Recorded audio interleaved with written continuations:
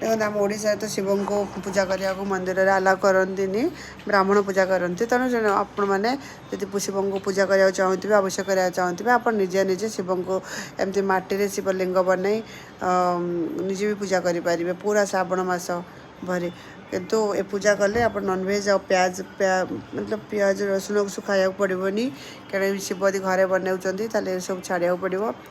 तो एमती मटीर शिवलिंग बनईकि रखिकी जमी पंचामृत अभिषेक करती नर्माली आप पंचामृत अभिषेक करेंगे भस्म अभिषेक करेंगे गंगा जल देवे कारण शिव तो सब क्षमा कर दिखती ना आमर जिते भी भूल करती पूजा पाठ तो शिव बहुत क्षमा करती तेणु आपड़ एमती पूजा करेंगे पूजा सरला नहीं फूल कुंडे विसर्जन करदे शिवंर बहुत प्रिय मिश्री तो तेणु मिश्री भोग मु लगे शिव को एमती आप 9 दान पूजा करेंगे जमी मुग लाल मसूर मुग तापरे चना डाली जवार धला राशि कला राशि एमती 9 प्रकार दान आप शिव को अभिषेक करेंगे कारण शिव 9 फॉर्म मुझे जो पूजा करी कारण मंगल वर्ष तो 9 प्रकार जिन शिव को अभिषेक कराहब तापर पूजा कर ए वर्ष आप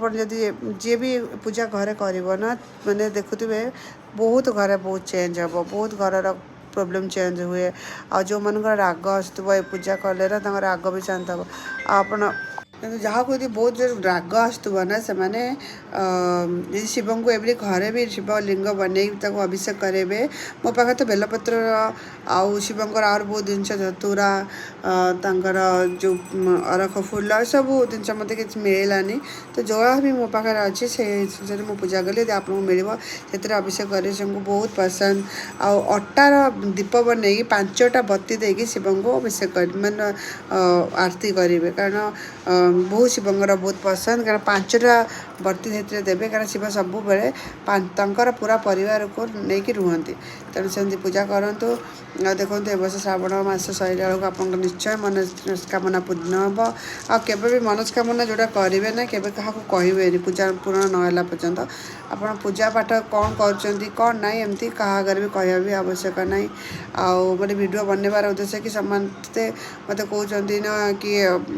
आमको शिवलिंग को छुईवा दौना आम केमती अभिषेक करूँ तो ये मैं वीडियोटा बनैली कि आप देखिए आजे भी एमती अभिषेक करे पारे आ पूजा सरला भगवान को क्षमा प्रार्थना करेंगे जब भूल चुके तो क्षमा करने करके देखूँ लाइफ रे बहुत खुशी रुहतु समस्त खुशी दिंतु देखो निश्चित लाइफ रे बहुत चेंज हम जय जगन्नाथ।